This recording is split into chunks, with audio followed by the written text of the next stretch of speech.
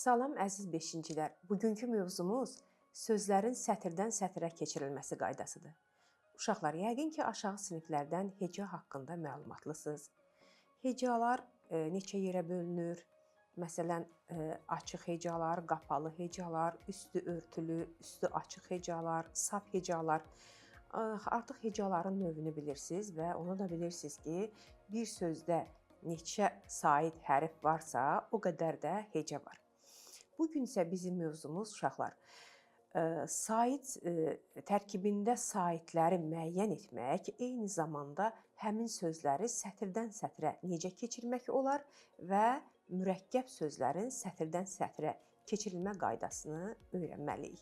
Deməli, bu tapşırığımızda nöqtələrin yerinə uyğun sözlər yazmaqla biz cümlələri tamamlamalıyıq. Gəlin baxaq. Tələffüz zamanı sözün asanlıqla bölünən hissəsinə nə deyilir uşaqlar? Heca deyilir. Sözlərdəki hecaların sayı nəyə bərabər olmalıdır? Saitlərin ya samitlərin sayına? Deməli, sözdəki hecaların sayı saitlərin sayına bərabər olmalıdır. Bir saitdən ibarət hecanı sətrin sonunda saxlamaq və ya yeni sətrə keçirmək olar ya olmaz? Əziz şagirdlər, diqqət edək. Deməli, bir sətirdən ibarət hecanı sətrin sonunda saxlamaq olmaz. Gəlin növbəti tapşırığa keçək və buradan izahlarımızı səsləndirim. Deməli, sətirdən sətrə keçirilməsi mümkün olmayan sözləri müəyyən etməliyik və səbəbini izah etməliyik. Artıq bu mövzu ilə siz aşağı sinifdə tanışsınız. Baxaq, ümid, arzu, azad, bədii, güllü və əzəmət sözlərini müəyyən edək. Uşaqlar, baxırıq, ümid. Tələffüz zamanı ü ilə səsləndiririk ikinci hecanı. Hecaya isə bu şəkildə böldük. Bəs biz bunu sətirdən sətrə keçə bilərikmi? Əvvəlki təqdimatdakı qeydimizdə də biz dedik ki, bu cür sözləri sətirdən sətrə keçirmək olmaz. Arzu, bəli, bu söz uyğundur. Gəlin digər sözlərə də siz diqqət edin. Azad, bədii, bədii. Deməli, sözdə 3 sait hərf var, o qədər də heca var. Güllü, 2 sait hərf var və biz onu 2 hecaya bölürük. Buradan da aydın olur ki, sözdə neçə sait hərf varsa, o qədər də heca var.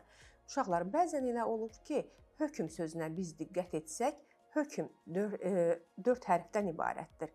Lakin orada hecanın sayı, saitin sayı artdığı üçün hecanın sayı da artır. Deməli, biz səsləndirərkən tələffüzdəki sait səsə yox, sait hərfə əsaslanmalıyıq. Əzəmət sözündə də 3 heca var. Əzəmət. Gəlin baxaq, bunların hansını sətirdən sətrə keçirə bilərik, hansı olmaz. Deməli, biz baxırıq, ümid sözündə birinci hecamız bizim bir saitdən ibarətdir, saf hecadır. Deməli, bunu sətirdən sətrə keçirmək olmaz. Azad, bu da o şəkildədir. A yazıb, zad sətrin digər hissəsinə keçirə bilmərik. Və yaxud da digər sözə baxsaq, məsələn, bədii sözündə və yaxud əzəmət sözündə siz diqqət etsəniz ki, bu kimi məqamlarda birinci hecanı və yaxud da bədii sözündə sonuncu hecanı, saf hecaları sətirdən sətrə keçirmək olmaz. Diqqət edirik növbəti tapşırığa. Sətirdən sətrə keçirmək üçün hecalara səhv ayrılmış sözləri müəyyən edib səhvləri düzəltməliyik. Gəlin baxaq. Deməli, idarə, idarə. Hecaya düzgünmü ayrılmışdır və bunu bu şəkildə sətirdən sətrə keçirmək olarmı? Uşaqlar, təbii ki, bu sözlərin çoxusu düzgün ayrılmışdır, amma bizim əsas məqsədimiz bu tapşırıqda sözlərin sətirdən sətrə keçirilmə qaydasıdır. Bəs bunu bu şəkildə sətirdən sətrə keçirmək olarmı? Gəlin baxaq və bunları müəyyən edək. İdarə, bədii, mürəkkəb, ədəbiyyat, tərbiyə, tələffüz, əməl, asudə. Deməli, bu sözlərin gəlin diqqət edək sətirdən sətrə keçirilmə qaydasına. Baxırıq burada, deməli, sətirdən sətrə keçirməmiz olmalıdır. İdarə. Bədii sözü də bu şəkildə sətirdən sətrə keçirmək olmaz. Deməli, onu biz yazırıq. Bədii. Deməli, 2 i və d samiti növbəti sətrə keçirilir. Və yaxud da ədəbiyyat sözünə diqqət yetirsək, ədəbiyyat bu şəkildə hecalara ayırırıq, amma sətirdən sətrə keçərkən deyirik ki, ədəbiyyat. Bu şəkildə uyğunlaşır. Əməl sözündə biz 2 hecalıdır, amma bizim elə 2 hecalı sözlərimiz var ki, onları sətirdən sətrə keçirə bilmirik. Asudə sözünə diqqət edirik. Burada isə biz asudə şəklində sətirdən sətrə keçiririk. Və diqqətli olmaq lazımdır ki, bəzən bizim sözlərimiz 2 saitdən ibarət olur. Bu zaman onların da sətirdən sətrə keçirilməyənləri var. Bəs bu hansı sözlərdir? İndi dərsimizin gedişi zamanı da bunlara diqqət yetirəcəksiniz. Və eyni zamanda biz baxsaq ki, ana, ürək, bu kimi sözlərdə də sətirdən sətrə keçirmək mümkün olmur. Çünki saitin biri sətrin əvvəlində, digərləri isə sona keçirmək imkansızdır. Uşaqlar, sözün sətirdən sətrə keçirilməsi qaydasına biz diqqət etsək, görərik ki, mürəkkəb sözlərin tərkib hissələri ayrı-ayrılıqda hecalara bölünür və sətirdən sətrə keçirilir. Əvvəlcə biz sözün tərkibini müəyyən etməliyik mürəkkəb sözlərdə. Məsələn, biz götürsək ki, Koroğlu sözünü.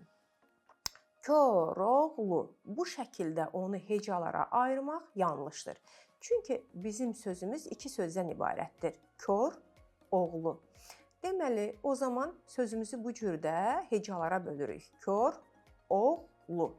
Bu şəkildə olmalıdır. Daha sonra ikinci sözümüzə diqqət edək. Məsələn, yarımada. Bu şəkildə hecalara bölmək yanlışdır. Çünki bizim sözümüz 2 sözdən ibarətdir. Yarımada. Yarımada. Bu şəkildə biz hecalara düzgün ayırmış oluruq. Növbəti hissədə isə gəlin baxaq, mürəkkəb sözləri seçib və sətirdən sətrə keçirmək üçün hecalara ayırmalıyıq. Bəs burada da bizə təqdim olunan sözlər verilib müxtəlif şəkildə. Burada düzəltmə sözlər də var, mürəkkəb sözlər də var. Əvvəlcə biz diqqətli olmalıyıq, mürəkkəbləri düzəltmədən seçməliyik. Daha sonra əvvəlcə söylədiyim kimi, deməli, mürəkkəb sözləri əvvəlcə tərkib hissələrinə ayırmaq. Aşağı siniflərdən məlumatlısınız ki, 2 sözün birləşməsindən əmələ gələn sözlər mürəkkəb sözlər adlanır. Təbii ki, leksik mənalı sözlər. Deməli, quş, üzümü sözündə quş və üzüm sözlərinin birləşməsindən əmələ gəlib. Eyni zamanda üzüm sözünün sonuna ü mənsubiyyət şəkilçisi də qoşulmuşdur. İndi biz bunu hecalara ayırarkən nə cür ayırmalıyıq? Quş, üzümü. Yad elli sözünə baxırıq. Yad elli söz də mürəkkəbdir. Əvvəlcə mürəkkəb sözlərimizi seçək. Soyad, Məmməd Əli, böyür tikən. Böyür tikən sadə sözdür. Günorta mürəkkəb sözdür. Yeraltı mürəkkəb. Göz ucu mürəkkəb. Əlvan, bu sözü qeyd etmirik mürəkkəb siyahısına. 10 illik. Bunu edirikmi uşaqlar? 10, bir də il. Bəzən şagirdlər lik şəkilçisini görüb onun düzəltmə olduğunu deyir. Amma burada da 2 söz birləşir. 10 və il sözləri. Daha sonra zəhmətkeş. Zəhmətkeş isə düzəltmə sözdür. Biz onu götürmürük. Çünki bizdən tələb olunur mürəkkəb sözləri seçmək. Dağ üstü mürəkkəbdir. Vətənpərvər həyatpərvər şəkilçidir. Əvvəlki dərslərimizdə də biz demişdik, o bir cür yazılan şəkilçidir. Deməli, o da düzəltmədir. Onu da bu siyahıya əlavə etmirik və gözaltı. Gözaltı sözü mürəkkəbdir. Gəlin onların indi sətirdən sətrə keçirilmə qaydasına diqqət edək. Deməli, quş üzümü. Hecaya fərqli şəkildə ayırdıq uşaqlar. Amma sətirdən sətrə keçirməni tamamilə fərqli şəkildə edirik. Deməli, kök və şəkilçi hecanın sətirdən sətrə keçirilməsində mühüm rol oynamır. Burada diqqət etməliyik bu qaydaya ki, biz onu tərkib hissələrə ayırıb daha sonra sətirdən sətrə keçirək. Quş üzümü desək də biz hecada, amma quş üzümü şəklində hecadan hecaya keçiririk. Yad elli, soy ad, Məmməd Əli, gün orta, yer altı, daha sonra göz ucu, 10 illik, dağ üstü və göz altı. Deməli, əziz şagirdlər, sətirdən sətrə keçərkən iki məqama diqqət etməliyik. Sətirdən sətrə keçmə tamamilə fərqli bir anlayışdır. Yəni, bu zaman biz nə kök və şəkilçiyə, nə də tələffüzə əsaslanmırıq. Hecaları ayırarkən biz mütləq sözün yazılışına və tərkibinə diqqət etməliyik. Uşaqlar, növbəti qaydamızda isə deməli, qaydalar ilə nümunələri uyğunlaşdırmalıyıq. Gəlin əvvəlcə mən qaydaları səsləndirim, daha sonra onları nümunələrlə uyğunlaşdıraq. Deməli, rəqəmlə yazılan saylara artırılan şəkilçilər sətirdən sətrə keçirilmir. Bəli, biz saylara diqqət etsək, məsələn, 5-ci, 3-cü bu zaman biz 5-i yazıb sətrin sonunda C-ni digər sətrə keçirə bilmərik. Daha sonra rəqəmlə yazılan miqdar sayının yanındakı ixtisarı yeni sətrə keçirmək olmaz.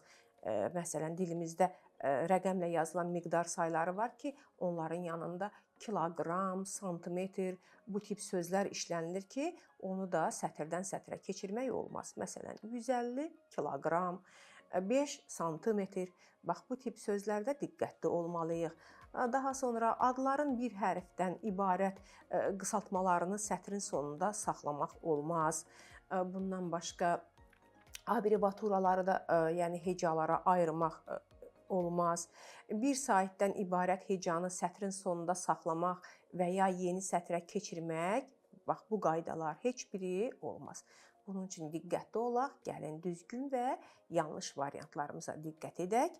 Deməli, Nizami Gəncəvi, baxın, sətrin sonluğunda N hərfini yazıb da biz Gəncəvini digər sətrə keçirə bilmərik. Və yaxud da elan, arif, bu tip sözlərimizi də hecanın birini yazıb digərini keçirmək olmaz.